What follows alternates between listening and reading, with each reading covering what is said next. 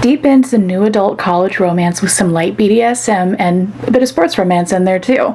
Ali Hazelwood is known for her zappy writing and her really intelligent characters, and that is absolutely the case in this book as well.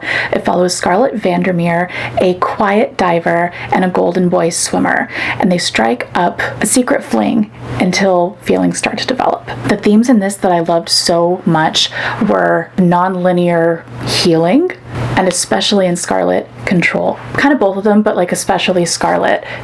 She made me feel so seen. She was afraid of making the wrong decisions and overthinking things and like trying to like control and calculate, and not in like a manipulative way, but just like to control her outcome. I feel like it was especially well done because of her age and the period in her life that she was in. It reflected a lot of how I was in my 20s, so I really resonated with her as a character. And the control aspect also comes in with like the light BDSM nature of their relationship and the giving up control. The big theme of this whole book, I would say, is about control. So Scarlett is suffering from what gymnasts and swimmers call the twisties, which is like a mental block after a physical injury that she had.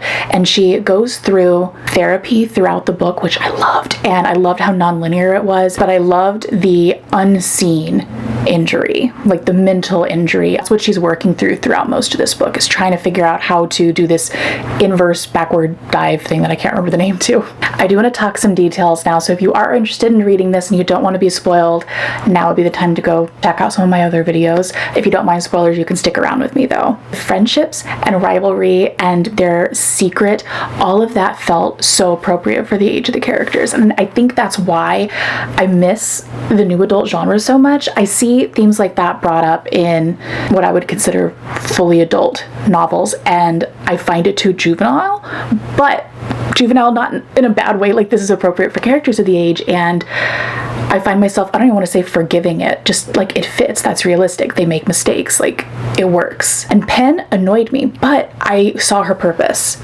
besides being like the link between Lucas and Scarlett. It kind of fueled this need for Scarlett to not want to hurt her friends, to keep things secret, worrying about judgment. It was all about, it goes back to control. Everything kind of does. Like when you look at this book from afar, Scarlett's ambitions, there's control there. Not having control because of the twisties, like the mental side of trauma, I guess, from the injury, and trying to have like their version of like a relationship, not relationship secret thing.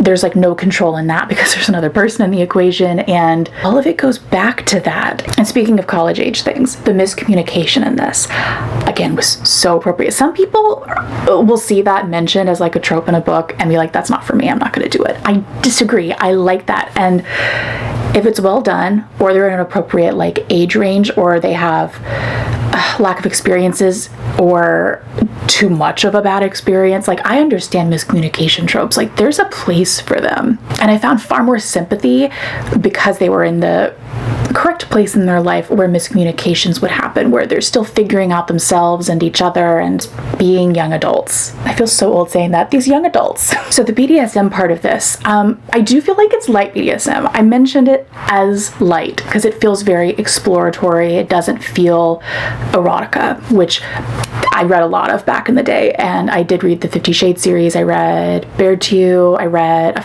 a few, I can't remember which ones, but by Megan Hart, which I think had that in there if memory serves.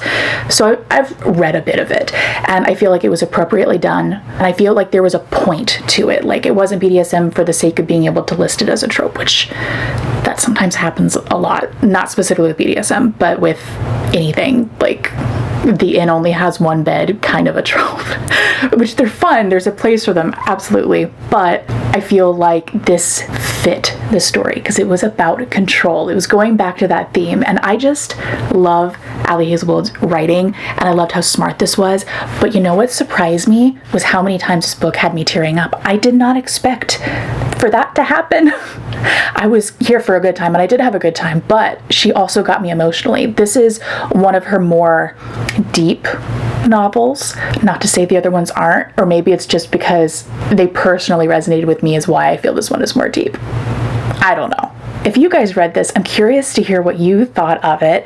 And while we're kind of on the topic of Ali Hazelwood, which one of her books is your favorite? I still need to read Problematic Summer Romance and she wrote some novellas that I haven't quite read yet. But that is all for today. I hope you guys enjoyed this, and I'll see you next time.